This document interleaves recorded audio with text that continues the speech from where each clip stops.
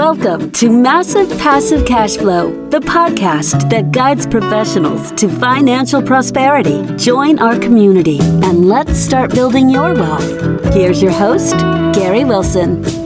Welcome back to the Massive Passive Cash Flow podcast. I'm glad to have you back on the podcast. Listening, if you haven't done so and you don't mind doing so, please subscribe to the podcast. We're on 30 different channels, including the one you're listening to right now. So it couldn't get any easier than that. If you could do that, that'd be great. We appreciate it. And while you're out there, check out globalinvestoragent.com. This is where you can find agents who are trained to work with you. Remember, we're all investors here. These guys, you know how to identify, negotiate, analyze on and off market deals, which is really big for us. And if you are an agent and you're wondering what to do with your brand and your model going forward, understanding what the market is doing, and we do too, we're in the business. Click on the learn more button to learn how to work with investors. It'll definitely expand your scope of business and not just help you survive, but thrive no matter what way the market's going. And remember, investors always invest. Don't fall into the myth of they only invest when the market's down. Those are the fly-by-nights. We don't work with them too much. We work with professional people, and they want to work with you when you're trained. So keep that in mind. We got a great guest today.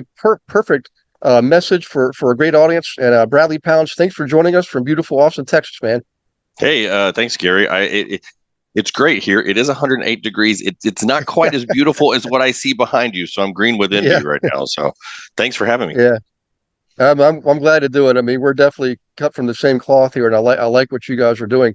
So if you wouldn't mind, most of us didn't start out doing what we're doing. You know, we grew up in thinking we're going to be cowboys and then airline pilots and things like that.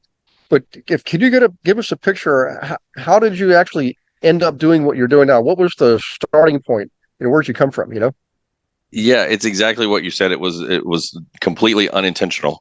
I mean, it was a God thing, really, because I fell into my dream job is the short answer. And how it all started is I grew up in a little town in East Texas, population 762, no stoplight. Mm-hmm. Really red dirt, rural East Texas. And if you know anything about Texas, it should really be about 5 states, and East is sort of the beginning of the South. It's very different than what you think of when you see Texas on television.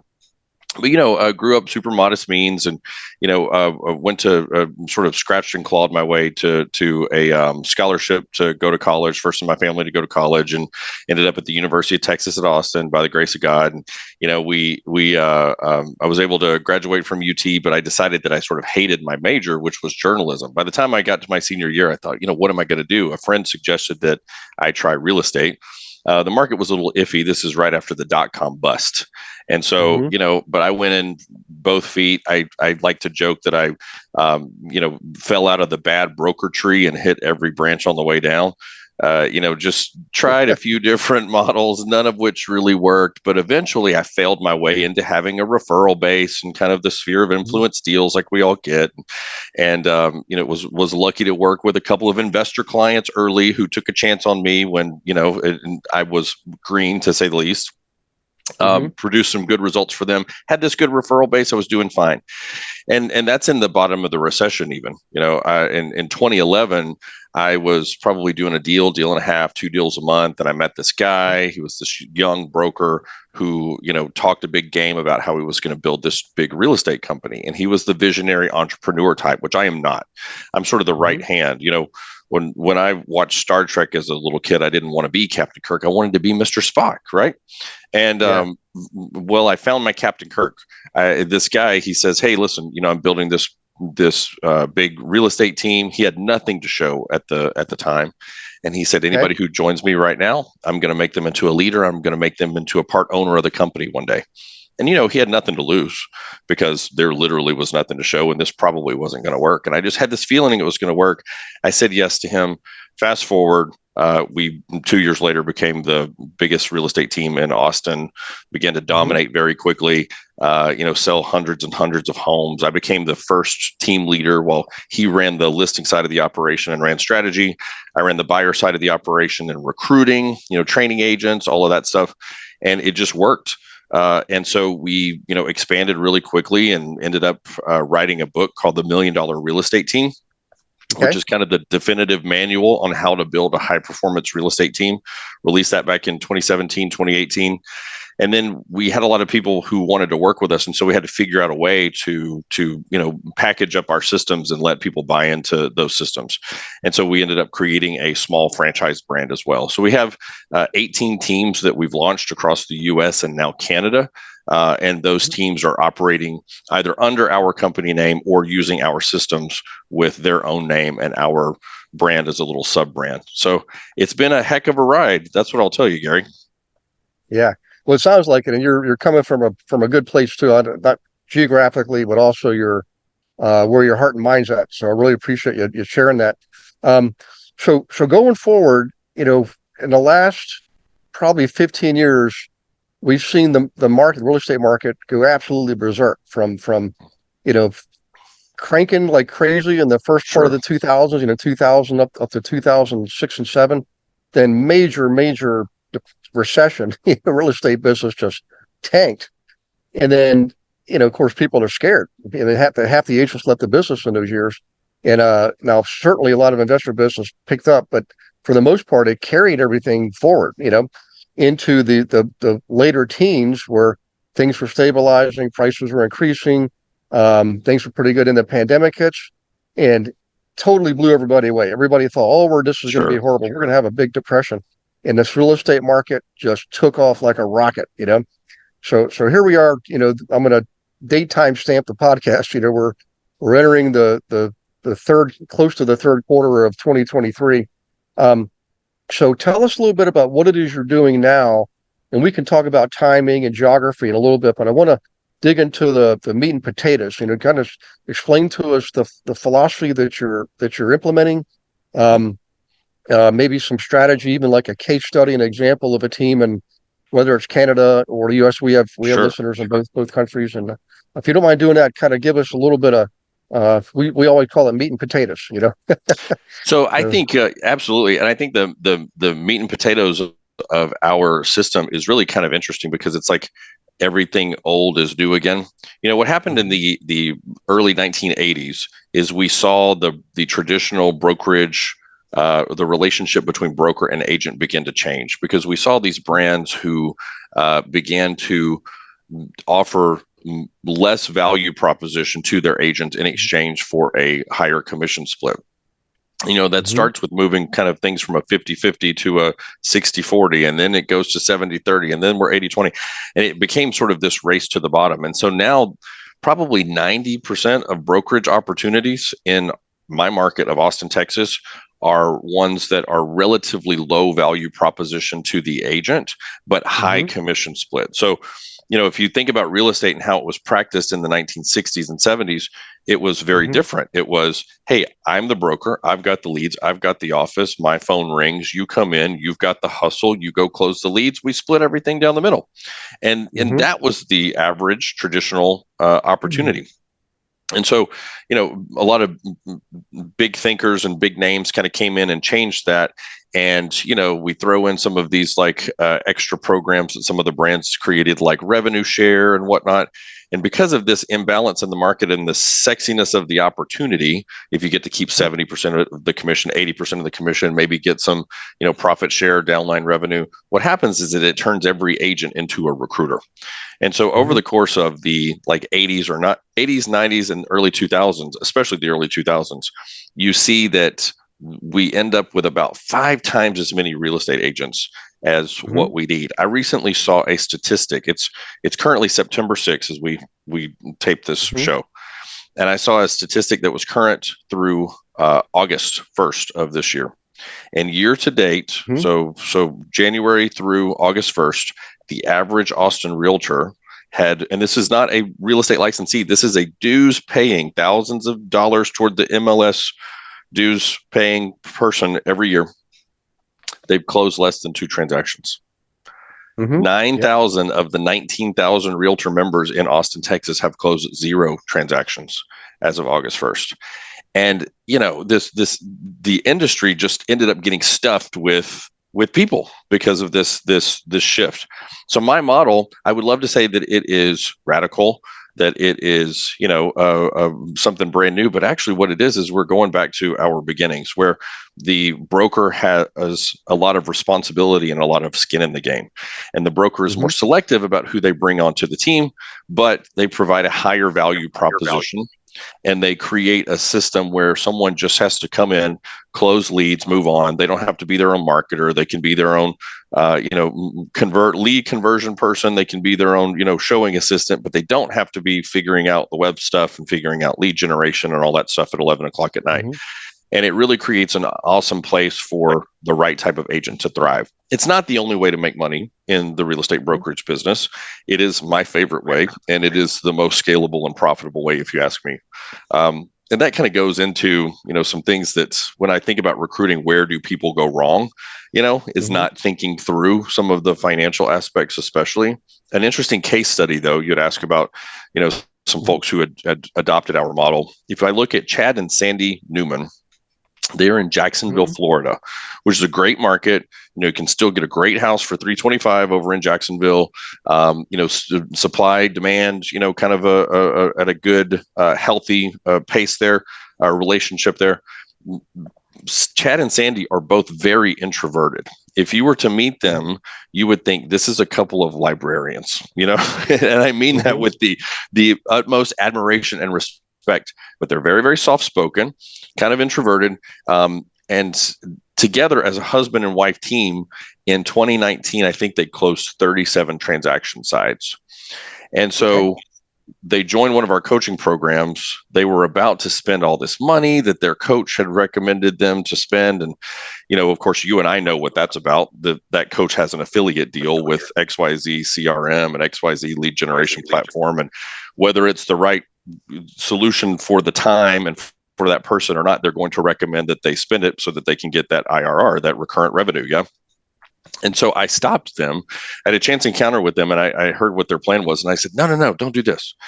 And so they joined my coaching program just based on that one interaction with me. And then a year later, they were in our franchise. And they went from doing 37 transactions to this year, they'll do 275 transactions. Nice. And they have about 12 agents instead of just the two of them. And, they've got more cash in the bank than they've ever known. They've got more opportunity to take a vacation than they've ever known. And we've been able to help them scale. Our model is really about creating a business asset that one day will either print mailbox money for you, and you establish leaders who can run the thing for you, you hang on to it, or frankly, you can sell it for cash. There are a couple of big outfits out there who, if you exceed about 200 transactions a year, you're going to get a knock on the door from those guys who want to buy your team. And they'll cut you a nice check for that because their mothership company needs to show growing revenue, and that's what's in it for them. So, can I go from a practice to a business? That's the real question. Can I go from someone who, hustles on listing appointments to an owner who focuses on the business instead of, working in the actual delivery of real estate service? Yeah, very well put. It reminds me of one of the challenges I see when I teach people is you get a high performing agent and they want more. They're entrepreneurs. We're all entrepreneurs. They want more, but their vision is usually limited because it includes them still being in production. Correct. And I always try to explain to them, so look, I understand that you can't give up what you're doing today and instantly turn on what you want to do tomorrow. It's a process. So gradually over time, your strategy should include you being less and less in production and more training and coaching the people that you're bringing on board. When you can accomplish that, it might be 3 months, it might be 3 years. Everybody's different. Everybody has different work ethics and ambition. But the point is that's how you do it. It's just like climbing steps or climbing a ladder. Climbing a ladder is a great analogy. Yeah. We don't ever let go of our left foot on the left rung until our right foot is firmly in place on the rung above it. Yeah. Go ahead. You hit it on the head, Gary. They don't have a plan.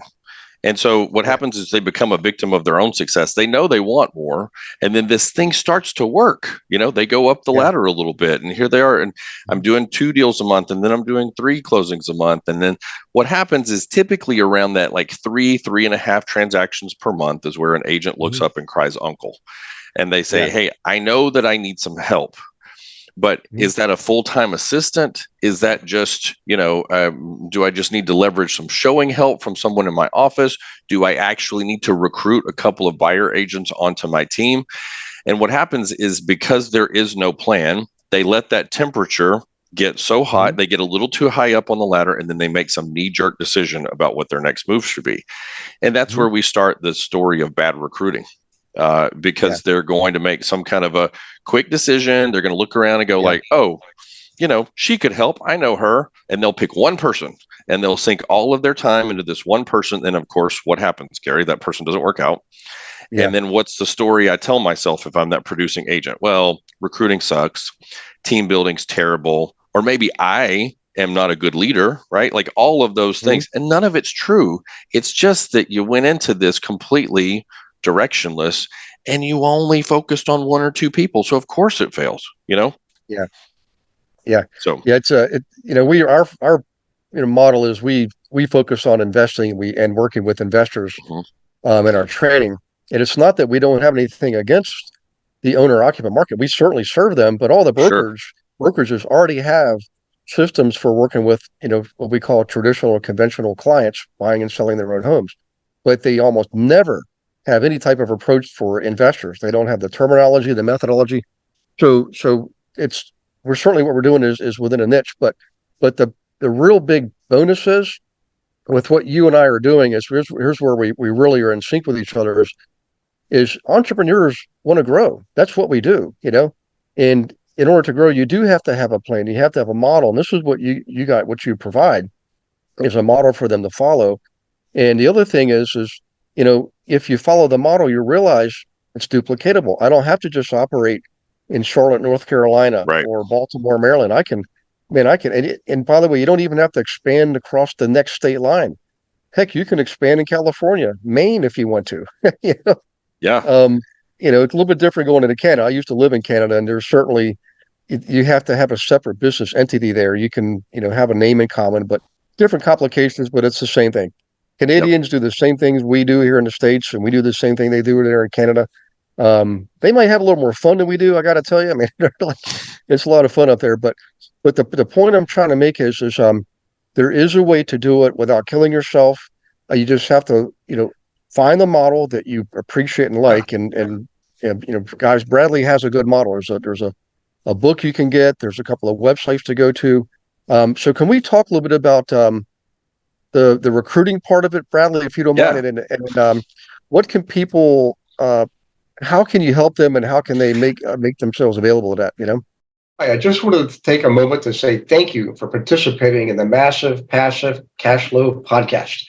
Also wanted to let you know that the book Global Investor Agent is officially out in print and in Kindle on Amazon. You can get it by clicking on the link right here. If you are an agent, definitely grab yourself a copy. This book, guys, was not just written by me. I also included 8 other investor agents from around the country. And I didn't just handpick them. I literally opened it up to the entire audience, and it was first come, first serve. So you're going to get feedback from brand new agents all the way up to top 25 team leaders. Some on my team, some are not on my team, with valuable insight and instructions and guidance and actual checklists to follow to not just survive, but thrive in this market. I know you're looking for that advantage, and this is it. By the way, if you are an investor, grab a copy for your agent. And for everybody, all profits from the sale of the book, Kindle and print, all go to the Healing House Foundation, 100%. Thank you for doing that too, guys. Let's get back to the show. I think so. First of all, I've got some goodies for you guys, Gary, because I really love what you're doing, and I know what you said, it's kind of niche, but I'm going to tell you it's so needed, because as an agent, I have no direction about how to work with investors, and what I do get hit up by are people who are, we're going to use our air quotes, investors, but in fact, what's the story? They've been to a seminar and they probably have no actual ability to purchase of their own. They're going to do some kind of wacky deal. They're going to run me around and then ghost me after they get my comps, And so then I think, it's investors. I don't want to work with investors. But in fact, I never really worked with an investor. I worked with someone who was playing an investor on TV. Yeah. And what you're doing here is you're taking real qualified professionals who want to make good business decisions with their money, and you're helping to match them with people who have been trained and can walk the talk. And to me, that's just like the industry's been screaming for that for a very long time. So thank you. I appreciate what you're doing. I get it. My side of things is, you're right, the team building side and on the realtor end of things. And my particular corner is recruiting. We did write a book, so I have something for you, Gary. If somebody wants to get a free copy of the book, you just pay shipping and handling. They can go to themilliondollarrealestateteam.com. We'll put that in the show notes. It's a long website. But here's the thing. I actually have a free PDF copy. You guys don't even need to buy the book. There's no restrictions on it. You don't need to log in. I'll do is I'll share that with you so that you can share it with the audience, because I want to share with you all what it is that we're doing. So I'm happy to give you guys that as a gift for free. On the recruiting side, absolutely. On the recruiting side, we have all kinds of coaching and challenges and things to kind of get people unstuck when it comes to recruiting salespeople. But I would like to just kind of go through first, maybe just some tips and tricks that I can share with y'all right now, like just some things that are top of mind for me. Where do people screw this up kind of stuff? And you sort of hit on my number one thing, which is they don't have a plan and they don't actually validate the financial model. Why am I recruiting? Is it because I have a vision for scaling my business, or is it because I am doing 4 deals a month and my spouse is in my ear talking about, why are you never home? And I have a knee-jerk reaction and I just want to get some people in here just so that I can help. Is it that, or is it because I'm eligible for my broker license? This feels like the next step. Isn't this what I'm supposed to do? I'm supposed to bring on agents. So not only do they not understand, number one mistake, they don't understand why they're recruiting. Number two, they don't validate the financial model. And when we say validate the financial model, you really have to put pen to paper about some realities here. Like, how many agents am I going to bring in? How many of those folks are really going to stick in terms of like doing, more than 1 or 2 transactions? And then what am I keeping from that commission split? And at the end of the day, is it worth it? You see a lot of advertisements as a real estate agent for 100% commission models where they only pay a transaction fee of, $400 a transaction. Gary, that can make money, but you need 300 people, because 200 of them won't even produce the deal in a month. And so you've got to have like giant numbers to make that work. And people who launch that model don't actually just do the back of the napkin calculation. So that's my big ask of everyone, is that you take what your goal is and you pencil it out based on what's really going to happen every month. How many people can I really get in here? How many of them stick? What does that provide in terms of revenue? Stand back from it. Is it all worth it? Because the answer may be no, and you need to rethink that. I think the next thing is, do you understand what your value propositions are? Because I have a sense that I can make someone successful, but when prompted, someone says, hey, why should I join your team? I really don't have an answer. I had a conversation with a guy from, he's a very experienced realtor who has done, I don't know how many hundreds of deals in his career.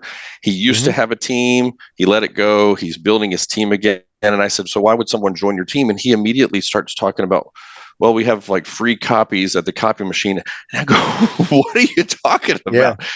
It's because all of the things, it's not because he doesn't have value propositions to share. It's because he's so close to it that he can't step back and see from the perspective of his ideal avatar agent, like, what does this person actually care about that I can provide? And for those of you who are listening and you think, well, I don't have a fancy CRM, or I don't have the budget to create a lot of leads and share those. Let me give you one thing that you can share, that you can provide to your agents for free, that the big box brokers cannot do, and you will win every time against them on this front. You know what that thing is? Your cell phone number. Like when I go to a big box brokerage, I pay money to join.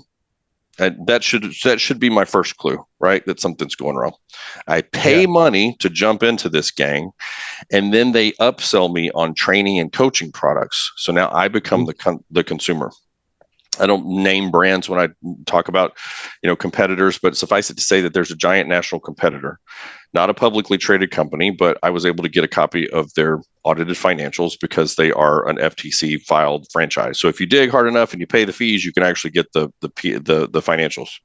And this company, their revenue from coaching and training product sales to their agents exceeded what they collected in commissions. Yeah, it's amazing. Mind blowing. It's wild. So I go to this big bucks brand, I pay my money, and then I have this experience of feeling like just like a number. I don't get an office. There's no place to come in. There might be some random trainings here or there. Everything else is behind the paywall, and I can't get to my broker. If I have if I'm a new agent and I have some kind of a 911, fire sort of transactional question on a Friday afternoon. Yeah. My instructions are to email the compliance broker, and that person might get back to me Tuesday or Wednesday, best case, in which case I've already done the thing that was going to get me sued, So keep me out of the courthouse, and I also think, kind of a sub point here, make sure that we are using words that are impactful. I'm going to keep you safe. I'm going to keep you out of the courthouse. I'm going to protect you from these things. People have especially newer agents have a very well understood kind of fear of loss around, I don't want to screw something up. I don't want to get sued. I don't want to put someone in a bad spot. And if I can provide the reassurance that, hey, I've got you, I'm not going to let anything like that happen, then for a lot of my S personalities, my steady personalities on the DISC assessment, like, you've got me. That's the number one thing I'm worried about. You said what I want to hear, and that costs you $0.0. So getting clear about what it is that you have to offer, I think is super important. And then the next piece is identifying that ideal avatar. Does it make sense for me to email the entire realtor database in Austin? Probably not, because my model really takes advantage of a certain type of avatar. I have a very high value proposition team model, which means I provide a lot of leads and resources, and I don't have upfront fees. My ideal avatar is someone who's been in the business for 6 to 24 months. And the reason is because, the reason that I don't want someone who is too far in the business, 24 months or more, is that they're probably established enough with their sphere and other types of self-generated open house deals and whatnot, that they are not going to do the difficult work of calling a bunch of internet leads. They're just not going to stoop down and do that. I don't want someone brand new out of real estate school, because they don't know what it's like at that traditional brokerage opportunity. And when I make them successful, they start doing a couple of deals a month. The first time they get a call from my competitor across the street, you know what competitor is going to say? They're going to say, what are you doing working for Bradley Pounds? What's he paying you? Like 50%? You're a better agent than 50%. Come on over. And they do, because they don't know any different. They don't know how hard it is to create deals. And so they fall out of the business. So I need somebody who's already had their teeth kicked in. They have that little bit of experience, so that when they cross the threshold in my office, they go, wow, this is Candyland. Look at all this cool stuff. And I don't have to pay for it. Like, they get me. So that's my slice. If you're operating a different model, then you have to understand what is your slice of the database, and then forget everybody else. Just focus on them. So those are some things that you guys can fix right now. If you want more guidance from us on recruiting, I want you to check out recruitbetteragents.com. We can put that in the show notes as well. Yep. That's where we have our challenges. There's a 7-day recruiting challenge that if you guys just want to get unstuck on recruiting, we made it like super stupid cheap, just so that you could get in there and basically like hire a few agents within the span of a week and prove to yourself that, hey, I can do this. Recruiting doesn't have to be that hard, as long as I have a plan, as long as I know what to say, as long as I've thought through these important things. It really is kind of amazing what you can do in a week. And then, of course, we've got some ongoing coaching for people who really want to nerd out and kind of get that master's degree in recruiting. Yeah. That's recruitbetteragents.com. Yes, sir. Recruitbetteragents.com. That's my mantra. And then the other site I pulled up too, which is, there you go. The other was the $1 million real estate team.com, guys. That's if you want a physical copy of the book, and there's some bonuses and stuff that you can get there. And then I'll make sure to get that freebie PDF for you as well. Well, what's really here's why this is really important. John D. Rockefeller said this probably over 100 years ago. He said, I'd rather have um, 1% of 100 people's effort than 100% of my own. It could be 10% of 50 people. It could be that this 1% of 1,000 people. But the point is when you master a skill or a talent, and you're an entrepreneur, it's almost like you have an inherent human obligation to show and help others and teach others to do it. In fact, that's another saying from Zig Ziglar. If you just simply help enough other people get what they want, you'll be able to get plenty of what you want. In the case of real estate, if you want more real estate and you want to help, want to have more transactions, then help 10 other people learn how to get more transactions. And in return, you get a portion of that. So that's why you do it. You just need to know how to do it. And that's where Bradley comes in play here. So we're going to run short on time, Bradley, but I want a couple more things here. Sure. So geography. I mean, clearly, we going back to the 60s, like you said. Well, actually, the 50s. It was Century 21 was the first company to really commercialize the real estate brokerage business, in a large scale way. And then you've got Caldwell Banker and all the others that came out of the way. And then Remax took it and flipped it on its head in the 70s. Keller Williams comes along after that and takes the Remax model and adds the revenue share component, which is what they call profit share. And for those of you who are afraid of or scared of revenue share and profit share, don't be. Every one of us here listening to this on this podcast and creating it, buy insurance. And the insurance industry is based on that model. It's not a pyramid scheme. It's not any of those kind of things. Now, I'm not saying there's not those out there. There are out there. But a really good company is going to have a good product or service. Insurance is a product we all need. Real estate is a product everybody needs. We're living somewhere, either we're renting or buying. So that model works because we have a great product or service that we're offering in real estate. So in any case, so that came about, and now you got everybody thought it was going to consolidate and have 5 big companies, and here we are, 2023. We've got the same 5 big companies. We got thousands of other little companies. It's just technology and innovation make it possible for you and I to build teams and grow teams, on a broad scale. And Bradley's book shows you how to do it. The website shows you how to do it. So geography, so I'm trying to ramble. So geography really doesn't matter, does it, Bradley, at all when it comes to this model, No, we execute this model in small cities. Our very first franchise that we ever sold. And in fact, the little story here, the reason that the franchise exists is because somebody read our book and said, hey, I'm going to beat your door down until you tell me how I can work with you. And this was a man in Killeen, Texas. He worked with his parents. They had a brokerage. His name's Desmond Graham, GrahamTeam.com. He's an amazing guy and an amazing team. But at that point, he was a single agent. He goes to his parents and he says, hey, I'm going to go do my own thing. And they said, well, our book of business is ours. So, business is business. Good luck, kiddo. Yeah. And they turn him loose. And he literally gets to take nobody with him. He after he signed his franchise agreement, they told him that, and he still continued with it. He didn't tell us that he was having to give away his book of business. We might have made a different decision at that point, honestly, which would have been the wrong decision, because he comes in and just powers through. And 2 years later, he was selling 350 homes a year. And nice. It just goes to show, I would argue that a really sweet spot is in the smaller markets, the secondary and tertiary markets, because, a lot of those markets are not, first of all, the leads don't get as many calls, so they're not as picked on. Yep. I would argue that in small towns, people, as I like to say, were just raised right, so they're nicer and easier to talk to begin with. And, a lot of the realtors, unfortunately, practice like it's 1995. And so that creates an opportunity to come in with something new and fresh and different and basically hit the ground running and be profitable, even in a team model in about 6 months. And so don't let any, if you're telling yourself a story right now, if you're listening to this and you're telling yourself a story that you can't recruit great agents or recruit enough of the agents because you're in a small market, I'm going to argue that you actually are full of it. Those are excuses that we use to kind of keep ourselves small and to keep ourselves from getting rejected and taking action. But even in a small market, there are ways to hack that. We have a team in Harlingen, Texas. There are only 300 licensees in all of Harlingen. Well, what we did with her, she does about 250 deals a year too. And what we did with her is we helped her create a scholarship program where we bought a block of licenses from a real estate school and said, "Hey, come on, public, let's have an info session. Who wants to become a realtor? I'll pay for your school." Now, we ate a little bit of upfront costs. So they're about $200 a piece.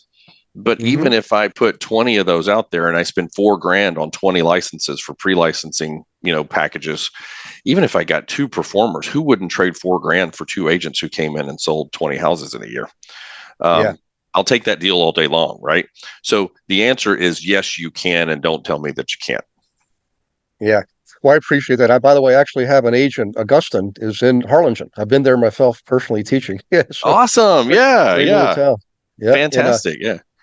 In 100% on the secondary and tertiary towns. I mean, I've same thing with investing. It's just easier to grow and be productive in those secondary and tertiary towns, guys, than it is in the major markets like New York. Just believe me, LA may look glamorous on TV, but it is tough. I'm telling you, I've taught out there dozens and dozens of times. But so in any case, one more thing is, I know we're gonna have to wrap this up, but as far as timing, there's macro timing, which is where are we in the market right now, and then micro timing, which is in your own particular business or marketplace. So it seems to me like it's the old adage of the tree, which is, why would you ever want to wait? I mean, the best time to plant a tree was 20 years ago. The second best time is right now. Is it any different, Bradley, with the model, built team building? And there's not a wrong time to start. I will tell you, Gary, the season that we're entering right now, because of the statistics that we talked about, how agents just aren't selling homes, and what happened in 2008 in most markets is that it took about 9 months, and 40+% of the agents just fell out of the business, and that might be kind of a scary. On the surface, that might be a scary indicator that says, hey, not right now, things are kind of dicey. What I'm going to tell you is rush into that market, because all of their clients are now up for grabs. Are they dormant? Are they taking a pause like a lot of home buyers are? Sure, absolutely. But I can go in and I can fill the space that those agents who are out of the business have left, and I can establish more market share. Gary Keller wrote a whole book about it almost, when he talked about in Shift, how, hey, think about this in a different way. Think about this as wide open space right now. Go plant your flags. That is the season that we're entering. So it's never the wrong time, but man, Gary, this is a fantastic time.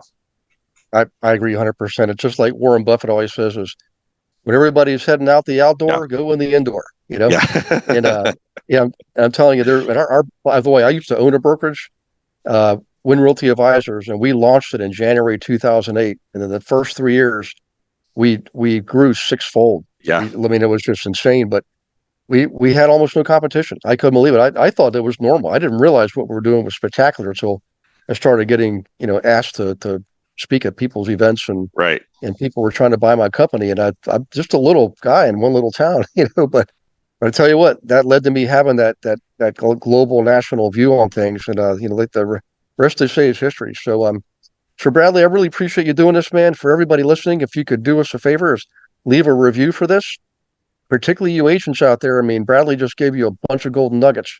So if you can leave a review, that's awesome. That's what makes the podcast world go around. Make sure you go visit. I'm gonna give these to you. You can write these down. Unless you're driving, don't write these down. But the $1,000,000realestateteam.com, okay? And they're recruitbetteragents.com. And Bradley's going to give us the PDF in the show notes, so you can download that and read all about it. Follow up with them. Thanks for participating, Bradley. Thank you again too. I appreciate it, man. Yeah, absolutely. I'm excited. Yep. And everybody, take care of yourselves. God bless you and your families. And we will see you on the next Massive Passive Cash Flow podcast. Thanks for listening to this episode of Massive Passive Cash Flow. Be sure to go to realestatewithgarywilson.com to join our community and start building wealth today.